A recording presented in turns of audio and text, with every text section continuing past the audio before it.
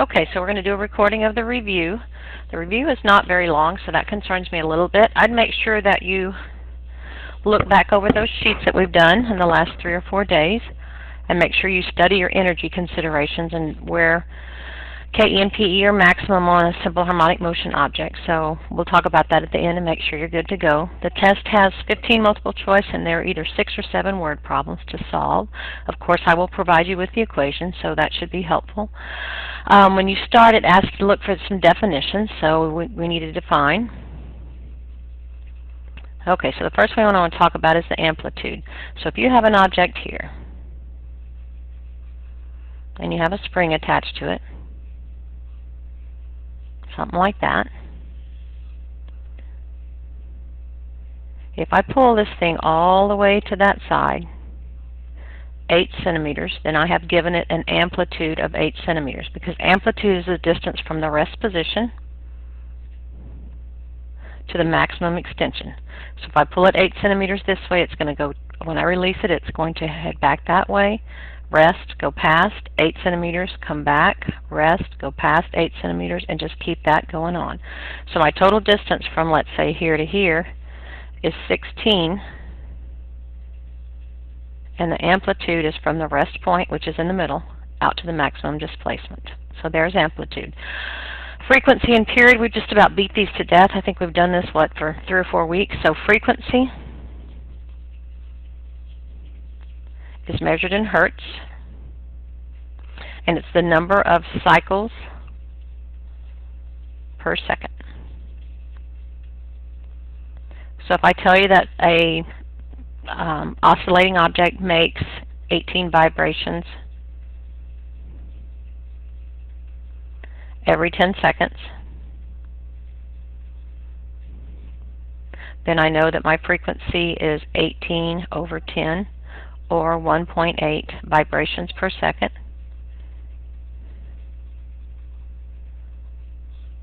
Or I could call that 1.8 hertz. The period is the inverse of that. The period is the time taken or needed for one complete cycle.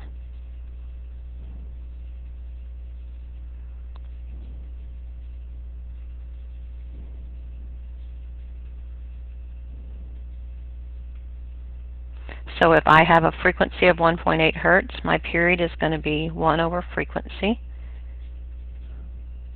which is 1 over 1.8. And 1.8 is, when you flip it over, 10 over 18.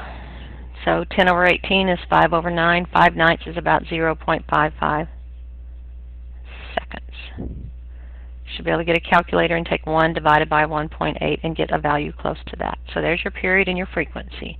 Your restoring force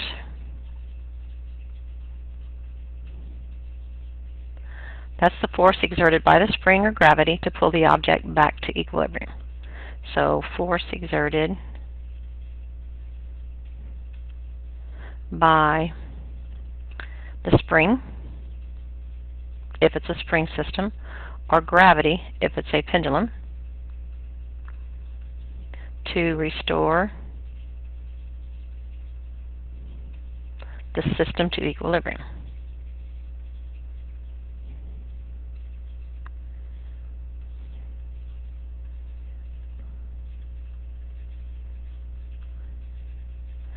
So if you look back at that little picture that I tried to draw up there, once it oscillates all the way out here, the spring pulls it back. It continues because of its momentum. It smashes the spring again. The spring pushes against it to get it away, so it's constantly making that vibration, and the force is trying to restore the system. All right, and then K. Now this one was a little concerning to me. This is called the spring constant. Oops, S-P-R-I. There we go.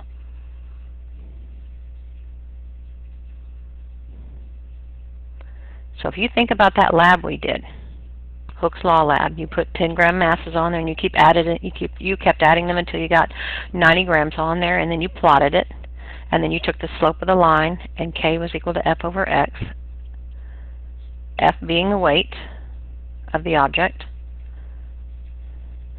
and X being the displacement or the stretch. So when we plotted those, we got a direct relationship. So as F went up, X went up. But K remained the same. That's why it's called a constant. It doesn't change. So if I give you a spring, you can do absolutely nothing to change the spring constant of that spring unless you break it. So when they say things like, well, if I added a 10-gram mass to the object, or to the spring, what would happen to the spring constant? It's called constant for a reason. Nothing happens. It stays the same. Okay, so please be careful with that one.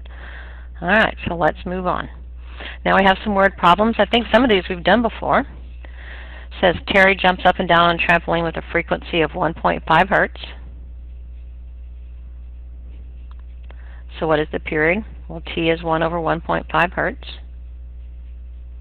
And 1 over 1.5 is 1 over 3/2, and that's really 2/3. And 2/3 is 0.67 seconds.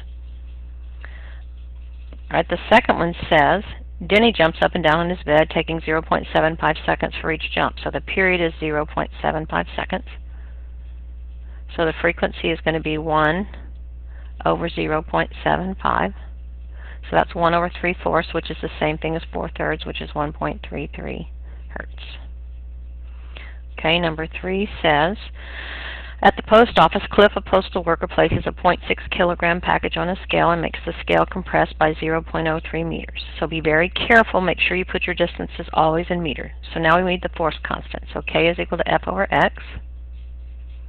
F was 0.6 kilograms times gravity, 10. So that's 6 newtons over 0.03 meters. So if I take 6 and divide it by 3 times 10 to the minus 2, I get 2 times 10 to the 2 newtons per meter, which is 200. And I don't have a calculator with me here, so I'm doing these numbers in my head. You might get something different because I make math errors in my head, but I think that one's good. All right, part B says, what happened to the force constant if he puts a heavier package on there?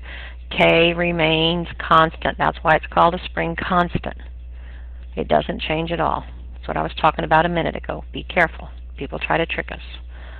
All right, number 4 says, Sarah, cashier at Red Mango, puts 454 grams, so I'm going to put that in kilograms because I don't want it in grams, on a scale, and the scale itself is 1 kilogram, and that's a typo, so you're going to have to fix it. So I get 1.454 for my mass, and they want to know what is the frequency of vibration of the scale. So T is equal to 2 pi square root of M over K.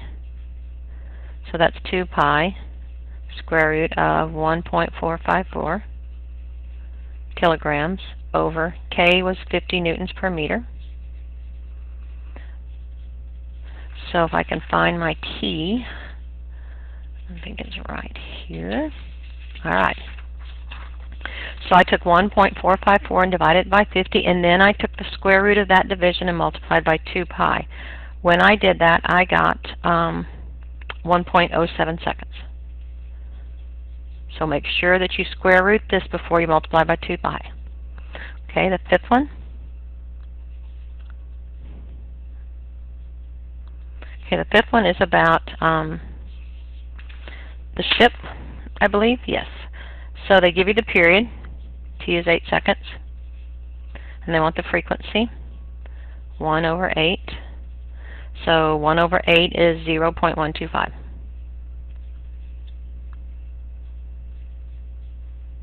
All right. Number 6. Number 6 says, we have a clown is rocking on a rocking chair in the dark. His glowing red nose moves back and forth a distance of 0.42 meters.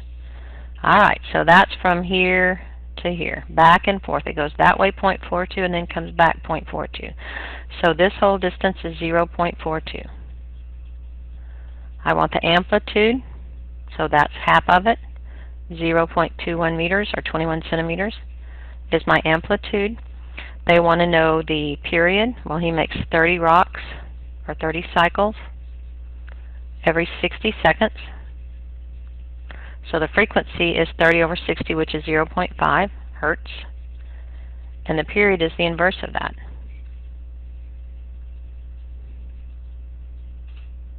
T equals 1 over F, so the period 1 divided by a half is the same thing as 2 seconds. All right. And that's all they wanted on 6. 7 talks about it makes 20 vibrations per second, or 20 vibrations in 5 seconds. So that's 4 vibrations per second, which is 4 hertz. So there's my frequency. My period is 1 over F. So that's 1 over 4, which is 0.25 seconds. And when I was doing all this, the amplitude was 0.02 meters, or 2 centimeters. Now they say, so that was part A. We got part A taken care of. Part B says we're going to use the same mass, but this time we're going to pull it 5 centimeters to the side, so the amplitude is 5 centimeters. And it wants to know what is the period, frequency, and amplitude. Well, there's my amplitude. My period is 2 pi square root of m over k. I didn't change m, and I didn't change k, so my period still has to be 0.25 seconds. And my frequency still has to be 4 hertz. Now, my big concern is that you will think this is all that's on the test, and it's not. So please go back and look at those other sheets that we did in class, where you had to look at the fact that energy was conserved. So at point A, the energy at A was equal to the energy at B, and so on. You have to be able to use this equation, 1/2 kx squared. Everything we've done over the last 2 weeks is going to be on that test, so go back and study it. You should be fine. You've done a great job so far. I will send you a Remind 101 to tell you that this video is posted, and I will see you Monday. Any questions? I'll be there by 6 o'clock in the morning, so come see me.